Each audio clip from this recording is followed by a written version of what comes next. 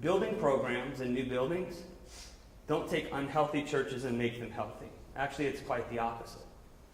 Because we know that in a building campaign, there is so much stress. For a lot of you who are pastors and leaders here today that have been through a building project, you know that the everyday demand of leading and pastoring a church doesn't go away just because you're building a building. You can't hit pause on ministry and say, hey, I can't counsel right now. I really can't preach this week. I didn't have time to prepare because we're building a building.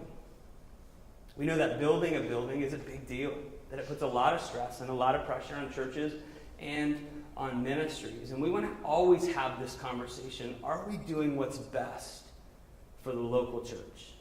Are we doing what's best for the ministry of that church? Because we know that buildings are simply tools. Tools to carry out the mission and the vision and the mandate of the Great Commission in our cities.